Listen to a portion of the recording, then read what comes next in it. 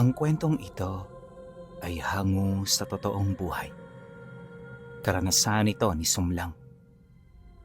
Walang eksaktong taon. Kasibu, Nueva Vizcaya.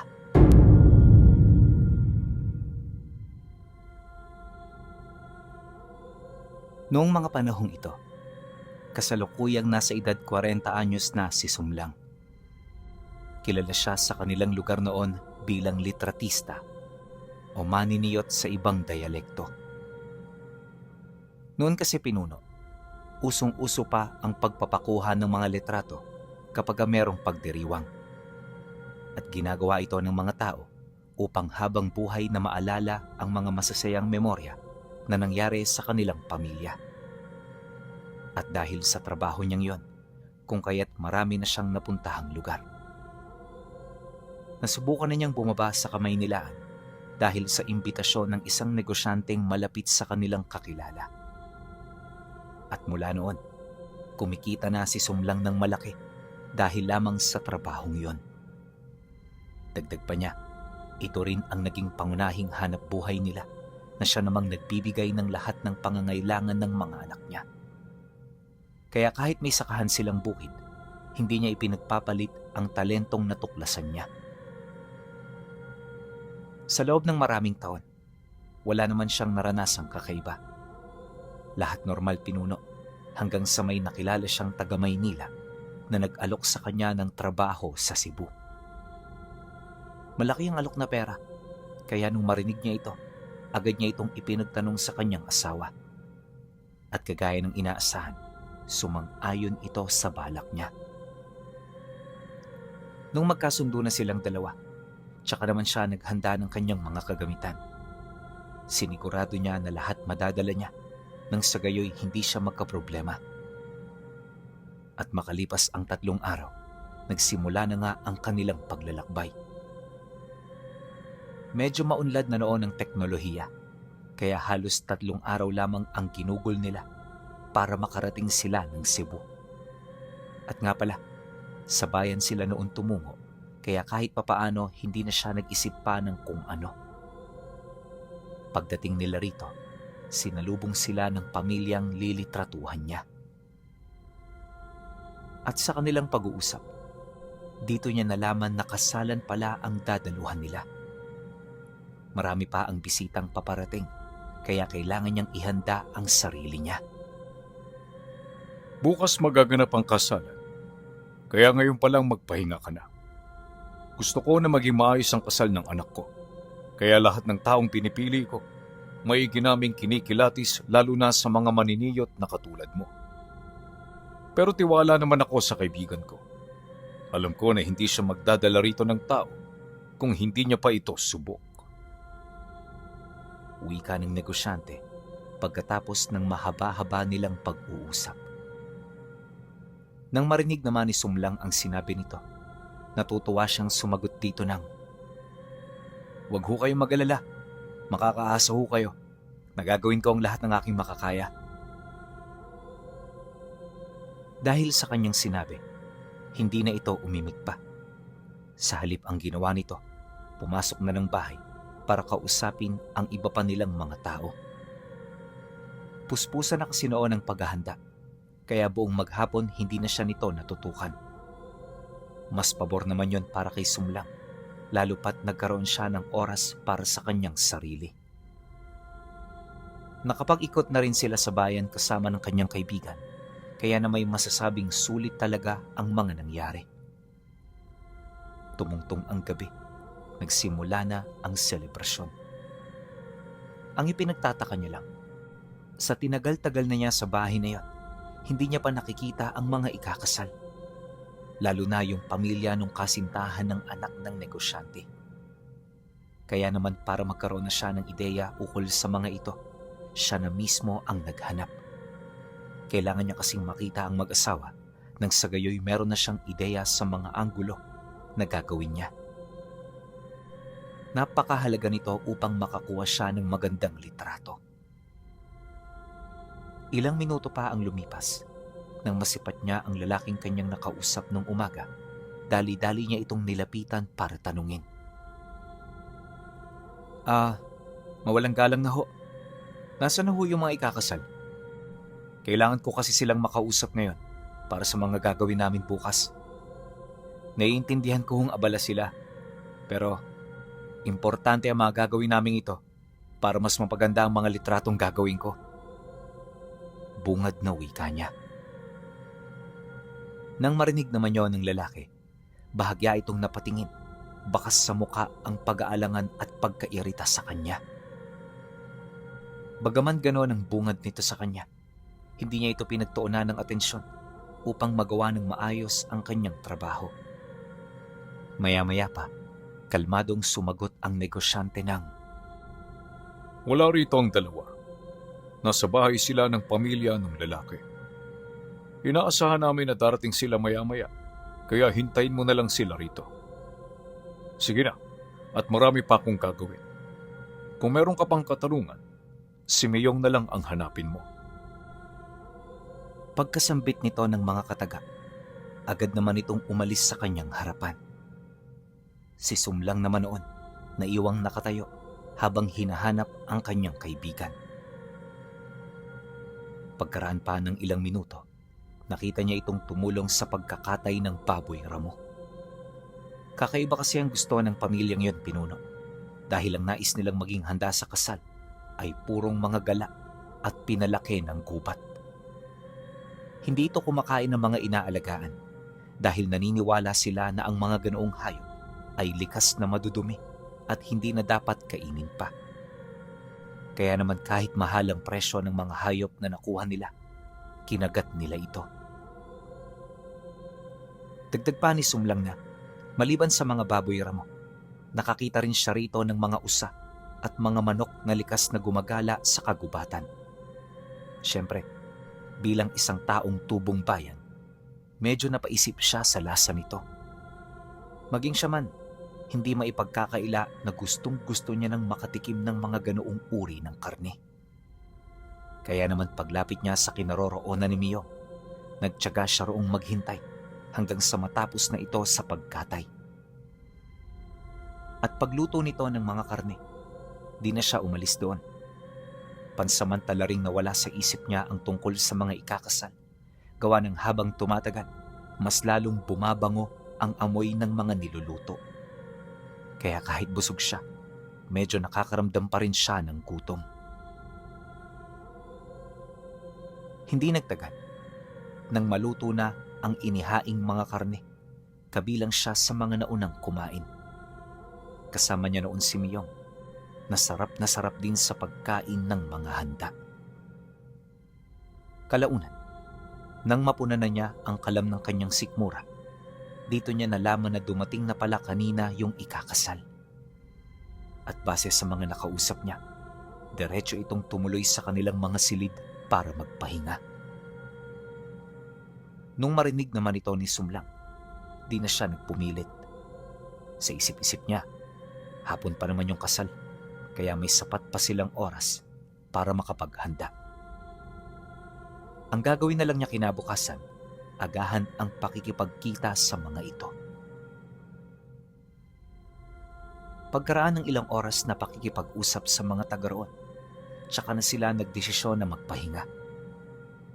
Pagpasok nila Miyong sa silid, nagpatuloy ang kanilang pag-uusap ukol sa mga taong kasama nila kanina sa labas. Sa sobrang dami kasi ng imbitado, hindi na alam ni Sumlang kung saang pamilya ito nabibilang. At bilang isang pangkaraniwang tao, batid niya na hindi siya naghinala ng kahit na ano. At ni minsan, di sumagi sa kanyang isipan na may mga tao sa lugar na yon na mayroong bahid ng aswang. Noon pa man, inakala na talaga niyang alam na niya ang lahat. Pero lingid sa kanyang kaalaman, marami pa siyang hindi nalalaman. At ang iilan sa mga katotohanan ito ay malapit na niyang matuklasan. Sa pagpapatuloy ng kanilang pag-uusap, bahagya siyang napatahimik nang balaan siya ni Miyong ukol sa mga bagay na kailangan niya roong iwasan. Ligtas sa lugar na yon, pero hindi ito nangangahulugan na wala nang mangyayari sa kanya. Mariin din itong inilahad na hanggat naroon sila, mas mainam na sundin niya ang lahat ng babala nito sa kanya. Dahil sa sinabi nito, di siya nagdalawang isip na sumagot dito ng, "Bakit, Miyong? Ano ba ang panganib na tinutukoy mo? Kung ganyan lang din naman, mas maganda siguro na umuwi na lang ako bukas. Alam mo namang may pamilya ako at hindi ako gagawa ng hakbang para sila'y mapahamak. Kung pwede nga lang umalis, kanina ko pa yan ginawa eh. Pasensya ka na, Sumlang ha. Kahit ako kasi, nasorpresa sa mga nalaman ko kanina. Ang akala ko kasi, mga mangkukulam lang ang naririto ngayon, kaya nagpakakampante ako. Huli na nang malaman ko na ang pamilya ng mapapangasawa ng kakilala ko rito ay may mga dugo palang aswang." Nang marinig naman ni Sumlang ang sinabi ni Miyong, medyo napangiti siya. Sa tanda niya kasing yun, aminado siya na hindi pa siya nakakita ng aswang o anumang nilalang na nasa panig ng kaliwa. Kaya sa paglipas ng panahon, ang mga ganoong kwento ay itinuring na lamang niya bilang kwentong pambata. Matagal na siyang hindi naniniwala sa mga ganoong bagay dahil ni minsan di niya pa ito naranasan. Aminado rin siya na mas naniniwala siya sa siyensya kumpara sa mga nilalang na pinaniniwalaan ng karamihan. Ngunit nang mapansin ni Miyong ang pagngiti niya, agad siya nitong binalaan.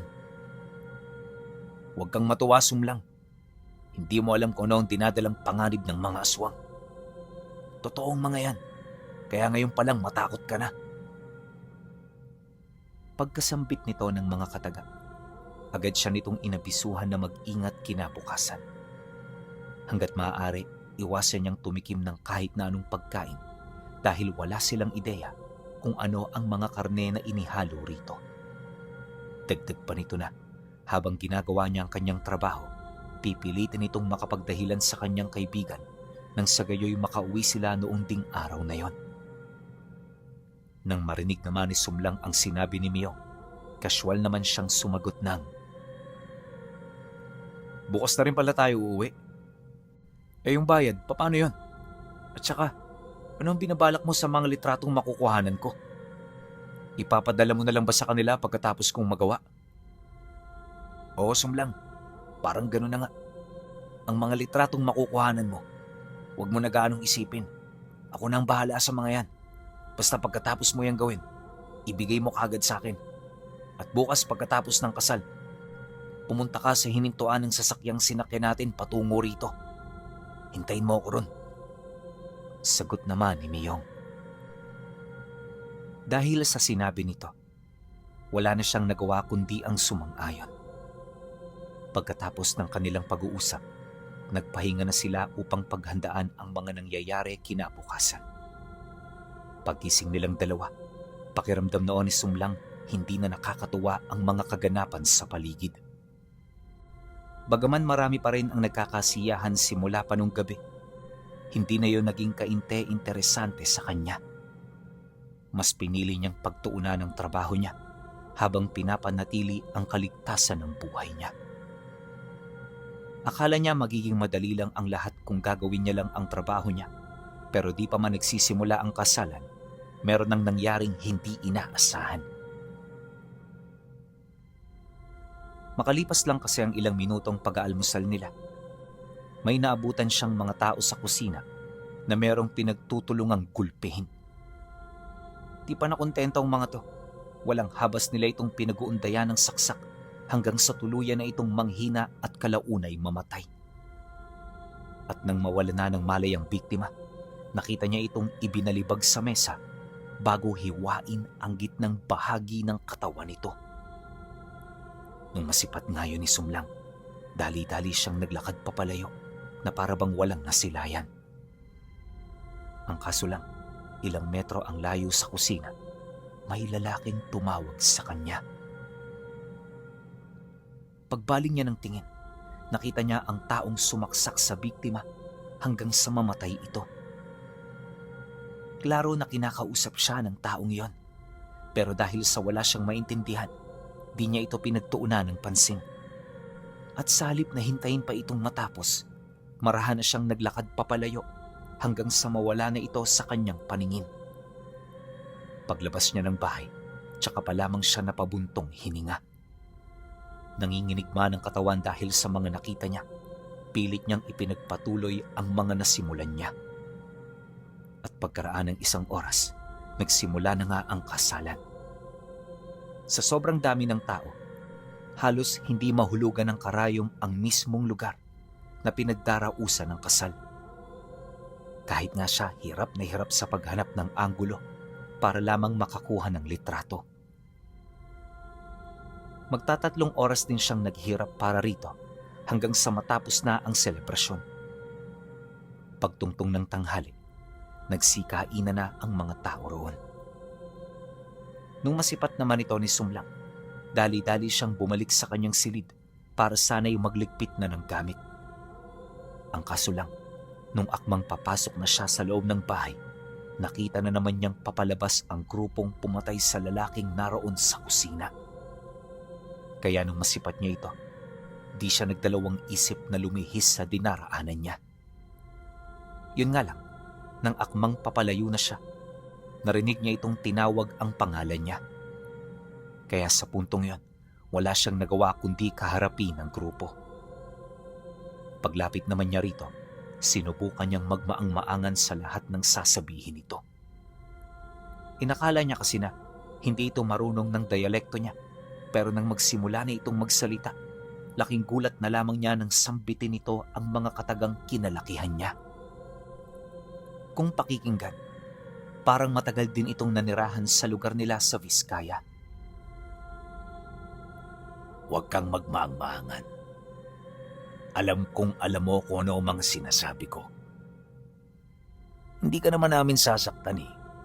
Basta siguraduhin mo lang na walang makakaalam sa mga nakita mo kanina. Dahil kung hindi, hindi ka na makakauwi. Paninindak nung lalaking tumawag sa kanya.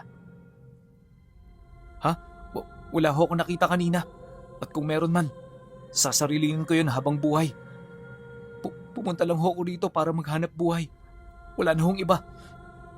Ayoko masadlak sa kahit na anong gulo. Kaya pakiusap, magtiwala ho kayo. Nang marinig ito ng lalaki, dito na ito kaswal na lumapit. Marahan itong hinawakan ng kanyang ulo habang pinag-aaralan ang kanyang katawan.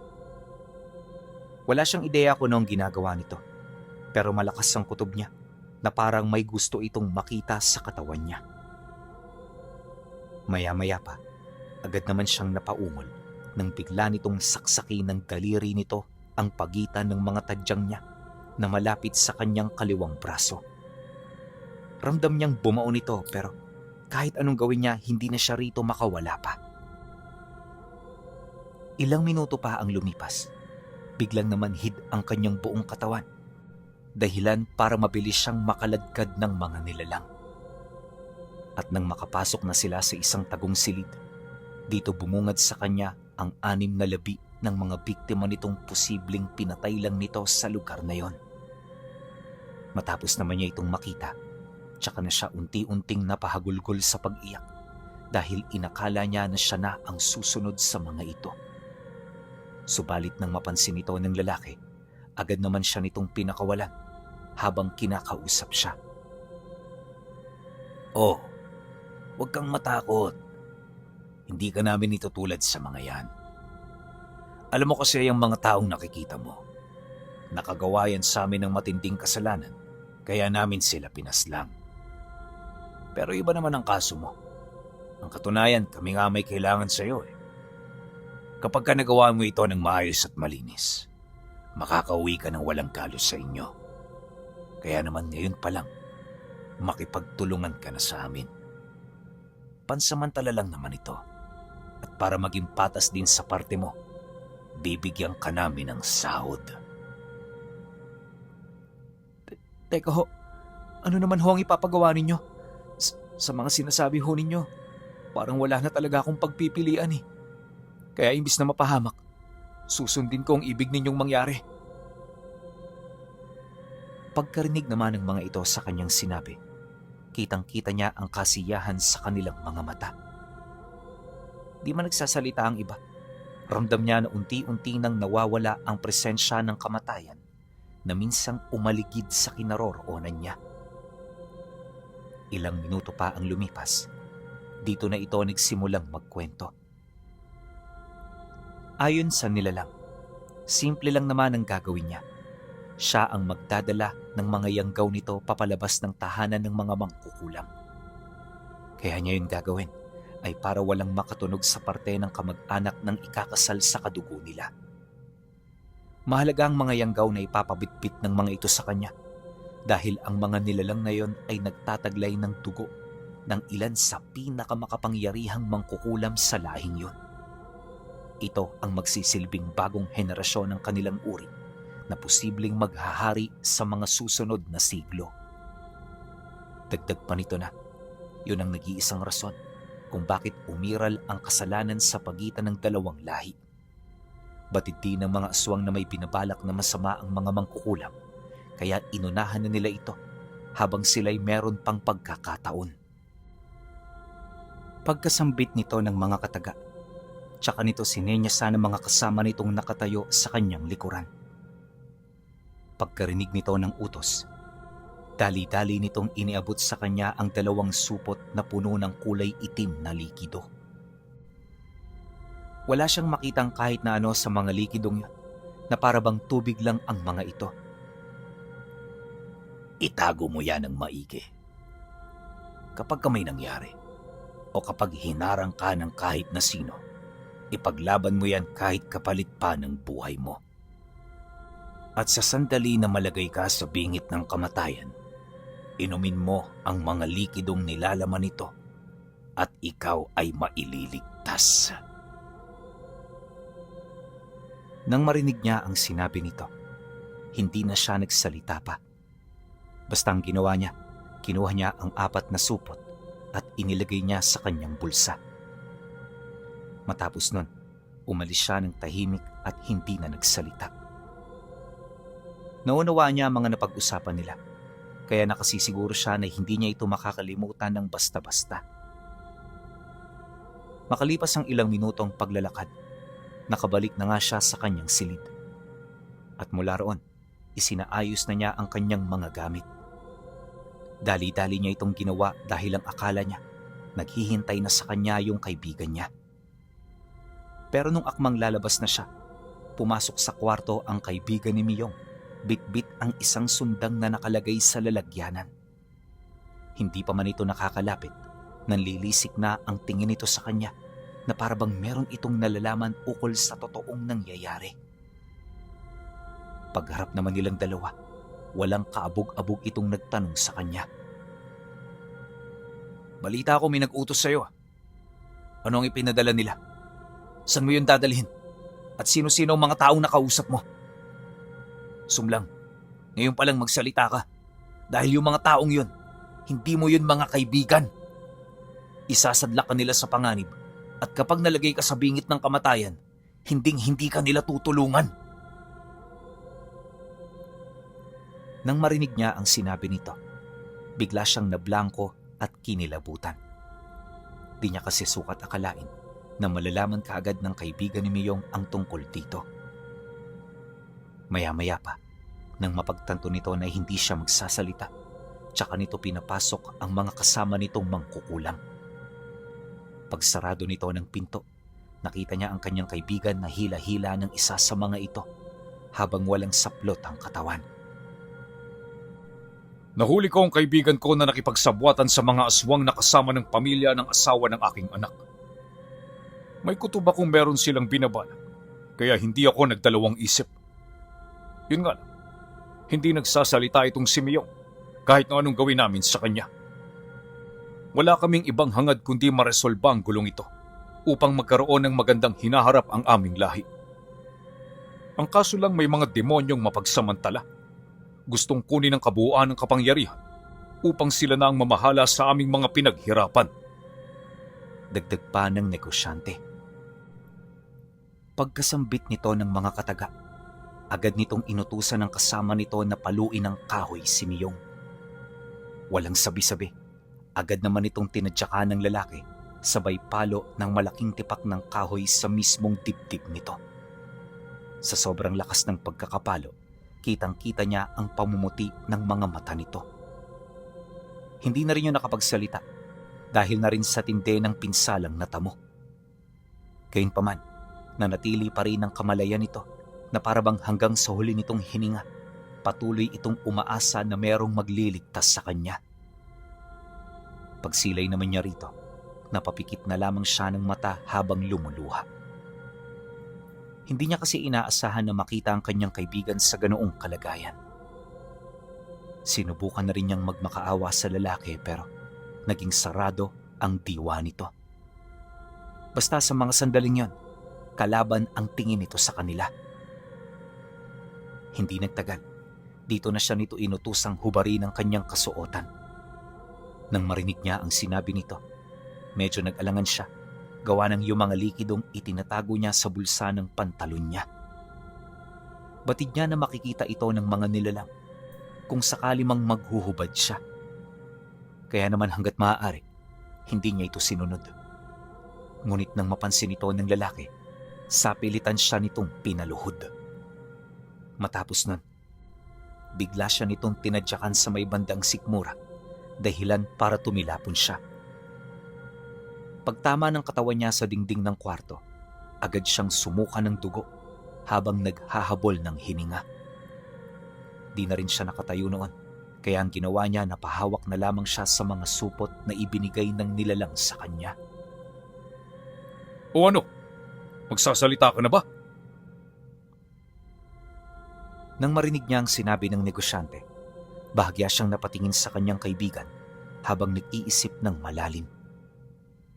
Sa isip-isip niya, hindi yun ang lugar na huli niyang makikita, kaya nakahanda siyang gawin ang lahat para lamang mabuhay. Kaya naman hanggat hindi pa ito nakakalapit, agad niyang kinuha ang isang supot sa kanyang bulsa at walang kaabog-abog na sinipsip ang laman nito. Pagsilay naman dito ng lalaki, sinubukan siya nitong pigilan pero nang akmang papasugod na ito, may lumundag na nilalang mula sa bintana ng kwarto. Dali-dali siya nitong dinarag papalayo bago nito sugurin ang lalaking nagtangka sa buhay niya. Maya-maya pa, nang maubos na niya ang laman ng unang supot, tsaka niya nakita ang nilalang na nasa kaanyuan ng isang tunay na aswang. Paglalarawan niya rito, may mahaba itong braso, tapos matatalas na mga kuko. Nanlilisik din ang mga mata nito, tapos nakausli ang mga pangil. Hindi rin nagsasalita ang nilalang, bagkus ang tanging nagagawa lang nito ay ang humuni at umangil para sindakin ang kanyang mga kalaban. Kaya naman ang masipat ito ng mangkukulam, di na rin yun nagdalawang isip na maglabas ng gamit habang nag-uusal. Ayon sa kanya, isang itim na buto na mahaba ang bigla na lang nitong dinukot sa loob ng kanyang kasuotan. Pagpalo ng lalaki nito sa sahig, kitang-kita niya ang pag-atras ng aswang na parabang labis itong naapektuhan sa ginawa ng mangkukulam. Ilang segundo pa ang lumipas, nang muli itong magdasal ng buhay na salita, bigla namang napaluhod ang aswang habang dahan-dahang sumusuka ng purong dugo. Sinusubukan nitong kontrahin ang mga dasal na yon pero sadyang napakalakas nito upang mapangibabawan. Hindi naglaon. Nagsimula nang umunat ang mga galamay ng nilalang hanggang sa nakita niya kung papaano ito maagnas kahit buhay pa. At nang maramdaman nito na malapit na yung mawala, di yun nagdalawang isip na kargahin siya at itapon sa labas ng bintana. Bago tuluyang pumanaw ang nilalang, nagawa siya nitong maitakas sa sitwasyong yon. Pagbagsak naman niya sa lupa, di siya nagdalawang isip na kumaripas ng takbo papalayo. At para masigurong hindi siya masusundan ng mga ito, pinili niyang magtago sa kakahuyang malapit lang sa baryo. 2 gabi siyang nagpagala-gala sa lugar na yon, kung saan dito niya nasaksihan ang walang katapusang paglalabanan ng mga aswang at mangkukulam. Habang tumatagal ang ganoong estado, tila bang nagiging pangkaraniwan na lang ito. Pagtatapat pa ni Sumlang na dahil sa mga nakita niya, kung kaya't hindi niya maiwasang humanga at matakot sa taglay na karunungan ng mga mangkukulam. Gaano man kasi kalakas ang panig ng mga aswang, mabilis nila itong napapatay kapag gayon ay kanilang nauunahan. Pagtungtong ng ikalawang araw, matagumpay siyang nakatakas sa lugar na pinuntahan nila. At pagsapit ng hapon, narating niya ang pantalan kung saan siya dali-daling sumakay ng barko. Wala siyang ideya kung saan ito patungo dahil ang nais lang niya noon ay makaalis ng Cebu. Awa naman ng Diyos, nagawa niya ito. Yun nga lang, ilang araw ang lumipas, unti-unti na niyang nararamdaman ang epekto ng likido na kanyang ininom. Habang tumatagal ito sa loob ng kanyang sistema, tila bang nawawala na rin siya sa sarili niya. Nung umuwi nga siya noon sa kanila, para nang baliwang tingin ng kanyang pamilya sa kanya. Gayunpaman mas nangibabaw pa rin ang pagmamahal nito bilang kanyang mga kadugo. Ilang buwan din itong hinanapan ng lunas ang kanyang karamdaman hanggang sa dito na nila nakumpirma na nayanggaw siya. At hindi lang ito basta-bastang yanggaw dahil ang dinadala niyang yanggaw ay nagmula sa lahi na hindi pa nakakasagupa ng kahit na sinong dalubhasang albularyong nilapitan nila. Kaya naman kahit malalim ang karanasan nito, nahirapan itong humanap ng lunas sa karamdaman niya. Hanggang sa hindi nagtagal, dahan-dahan na nitong nilamon ang kanyang kaisipan at personalidad. At nang mawala na si Sumlang sa kanyang sarili, nagpa siyang mga albularyo na ibitay siya at sunugin. Naniniwala ang mga ito na yun na lamang ang tanging paraan para mapigilan ang pag-ahon ng panibagong uri ng mga aswang. Pagkatapos ng mga pangyayari, tanging sabi-sabi na lamang mula sa mga taong nakasabayan niya ang pinanghawakan ng pamilya. Dumaan ang mga taon, naitagpi-tagpi ang mga kwento niya hanggang sa nalaman ng mga ito kung saan nagmula ang bagong lahi. At ito ay walang iba kundi sa maniniyot na dumalo sa kasalan sa Cebu.